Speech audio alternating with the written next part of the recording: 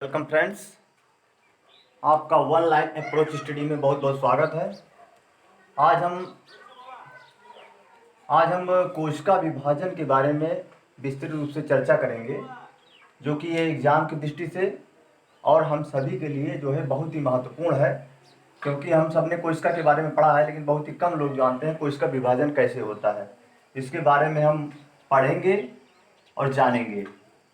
मित्रों, अगर ये चैनल से नए हैं तो रेड कलर का बटन नीचे है, उसे सब्सक्राइब कर लीजिए और बगल में बेल आइकन है उसे भी क्लिक कर दीजिए, जिससे कि कोई भी वीडियो, चाहे साइंस से, इंग्लिश से, मैथ से रिलेटिव कोई भी वीडियो अगर हम अपलोड करें तो अपलोड आपको मिलता रहे। और बताइए कमेंट में कौन सा वीडियो ज़्यादा अच्छा लग रहा है, कौन सा टॉपिक आप पढ़ना चाहते हैं, उसका भी कमेंट करिए, लाइक करिए, जिससे कि हम वीडियो ज़्यादा से ज़्यादा बना के डालें।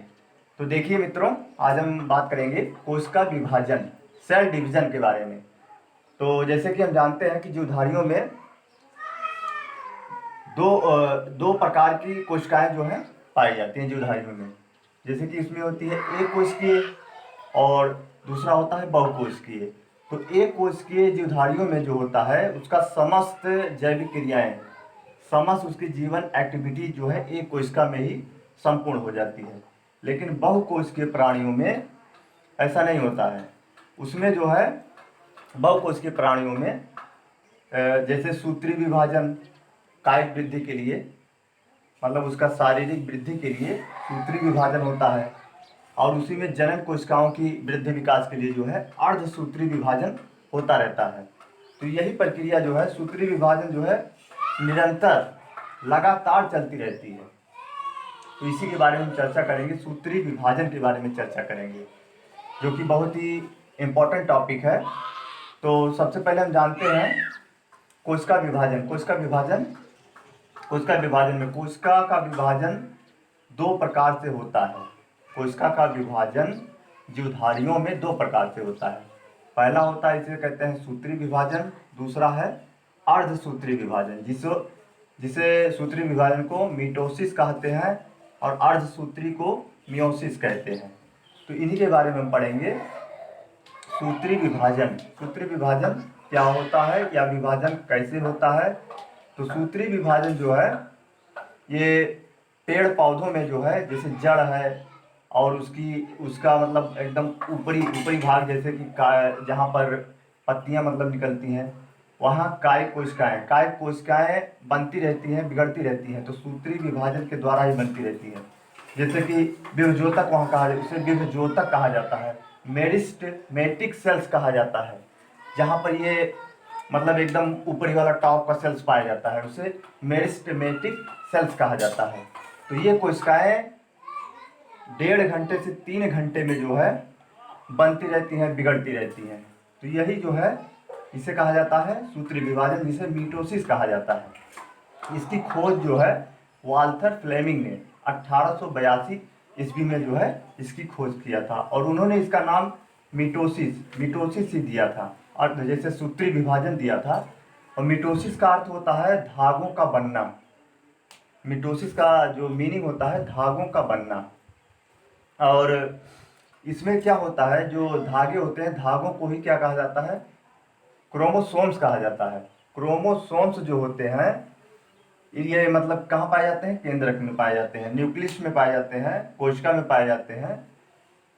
कोशिका के केंद्रक में क्रोमोसोम्स पाए जाते हैं, और यही क्रोमोसोम्स का विभाजन जब होता है, अलग अलग जब यही धागे होने लगते हैं, तो इनको कहा जाता है कैरियोकाइनेसिस। इसे कहा जाता है कैरियोकाइनेसिस। तो इन केंद्रक का जो विभाजन होता है, ये 4 अवस्थाओं में होता है। फर्स्ट अवस्था होता है जहाँ पर पूर्वावस्था, इसे प्रोफेज कहते हैं। सेकंड होता है मध्यावस्था, जिसे मेटाफेज कहते हैं। थर्ड होता है पश्चावस्था, जिसे एनाफेज कहते हैं। और लास्ट फोर्थ जो होता है, इसे अंतावस्था कहते हैं, जिसे टेलोफेज कहते हैं। तो 4 अवस्थाओं में जो है ये केंद्रक का विभाजन पूर्ण होता है। तो सबसे पहले हम देखेंगे फर्स्ट अवस्था, जिसे पूर्वावस्था कहा जाता है, प्रोफेज जिसे कहा जाता है।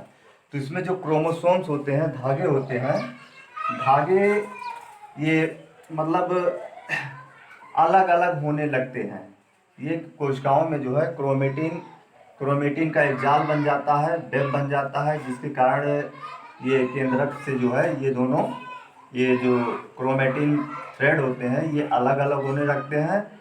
और इसमें जो तारक काय होते हैं, तारक काय, ये दोनों भी अलग अलग मतलब थोड़ा दूर दूर होने लगते हैं फर्स्ट अवस्था, पूर्वावस्था में।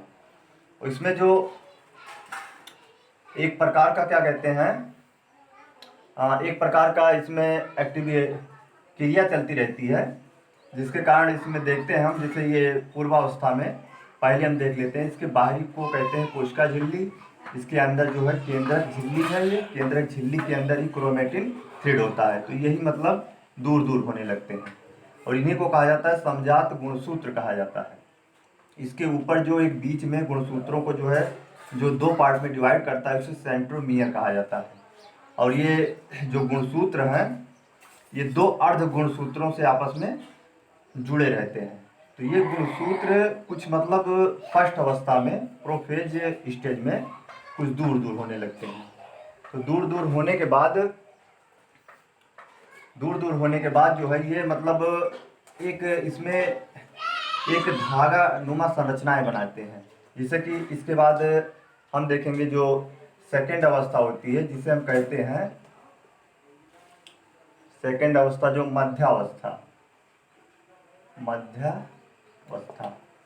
मध्यावस्था में फर्स्ट स्टेज में ये क्रोमेटिन थ्रेड कुछ दूर दूर होने लगते हैं। फिर बाद सेकेंड मध्यावस्था देखेंगे जिसे कहा जाता है मेटाफेज। इसमें गुणसूत्र कोशिकाओं के मध्य जो है एक मतलब रेखा, एक इक्वेटल लाइन पड़ जाती है, इक्वेटल लाइन, जिसे मध्य रेखा कहा जाता है, मध्य रेखा कहा जाता है। इसमें जो क्रोमेटिन थ्रेड होते हैं इसमें अलग अलग होने लगते हैं, और एक सेंट्रोमियर जो है इस गुणसूत्र पर लगा रहेगा, एक पे नहीं लगा रहेगा। इसमें जो है अलग अलग होकर जो है दोनों दूर दूर हो जाते हैं। उसमें एक प्रकार का जो सपोर्टिंग फाइबर भी इसमें बन जाता है, जैसे ये। और इसके बाद एक डक्टाइल तंतु जो होते हैं सेंट्रोमियर से जुड़े रहते हैं, और दो भागों में ये बटना शुरू हो जाते हैं। जो ये गुणसूत्र क्रोमोसोम्स होते हैं ये दो भागों में बटने लगते हैं। बटने के बाद ये जो दोनों पोल जो है, ये पोल जो है पोल की तरफ ये गुणसूत्र कुछ आकर्षित होते हैं। इसके बाद देखेंगे, देखते हैं ये जो धागे हैं और ये गुणसूत्र यहाँ से एक अलग होकर एक सेंट्रोमियर से जो है ये रहेगा, मतलब इससे अटैच रहेगा, एक अलग अलग रहेगा, ये कुछ दूर दूर होने लगते हैं। इसके बाद हम देखते हैं थर्ड स्टेज में क्या होता है, जो ये गुणसूत्र होते हैं, जो क्रोमोसोम्स जो होते हैं ये अर्ध गुणसूत्रों में बढ़ जाते हैं, और इन्हीं को जो है क्रोमेटिड्स कहा जाता है। क्रोमेटिड्स क्या करते हैं, ये अपने जो विपरीत पोल होते हैं, ध्रुव होते हैं, उनकी ओर आकर्षित होने लगते हैं। इसमें एकदम स्पष्ट दिख रहा है कि जो ये पोल बना है, ये दोनों पोल की तरफ ये जो क्रोमोसोम्स हैं ये आकर्षित होने लगते हैं। और यहाँ से कटर लाइन से जो है इन दोनों में मतलब प्रतिकर्षण का एक फोर्स भी काम करता है, जिसके कारण ये गुणसूत्र जो है कुछ वी तरह की आवृत्ति या यू की या यल की जो है यहाँ से बना के ये दोनों अलग अलग हो जाते हैं। अलग अलग होने के बाद हमारा लास्ट स्टेज जो होता है अंतावस्था, टेलोफेज, यहाँ पर शुरू हो जाता है। टेलोफेज में क्या होता है, ये जो सेल्स हैं, सेल्स आपस में बीच में जो है सिकुड़ जाती हैं। सिकुड़ने के बाद दोनों पोल पर ये दोनों ध्रुव पर जो है ये दोनों क्रोमेटिन थ्रेड जो है एक लेयर नुमा बना लेते हैं, केंद्रक झिल्ली का निर्माण कर लेते हैं। और यहाँ पर ये छोटा केंद्रक का आभास होता है। वहीं केंद्रक के अंदर जो है क्रोमेटिन थ्रेड जो है वो फ्लोटिंग मतलब तैरती हुई अवस्था में दिखाई देते हैं। इस तरीके से होने के बाद इसमें कुंडलित हो जाती हैं जो क्रोमेटिन थ्रेड होती हैं, और केंद्रक झिल्ली, केंद्रक कला का भी निर्माण हो जाता है, और छोटे केंद्रिका का भी निर्माण हो जाता है। इसके बाद ये दोनों जो है यहाँ से अलग होकर डॉटर सेल्स, दो पुत्री केंद्रक सेल्स का निर्माण कर देते हैं।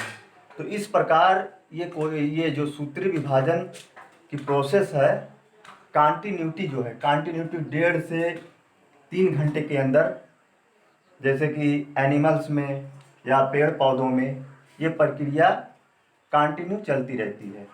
तो ये हमारा सूत्री विभाजन है। सूत्री विभाजन के बाद हम अर्धसूत्री विभाजन पढ़ेंगे, लेकिन नेक्स्ट वीडियो में पढ़ेंगे। तो मित्रों, अगर ये चैनल आपको अच्छा लग रहा है तो इसे आप सब्सक्राइब कर लीजिए और बेल आइकन प्रेस कर दीजिए, जिससे कि अगला हम वीडियो अगर अपलोड करें तो नोटिफिकेशन आपको मिल जाए। धन्यवाद मित्रों, थैंक यू।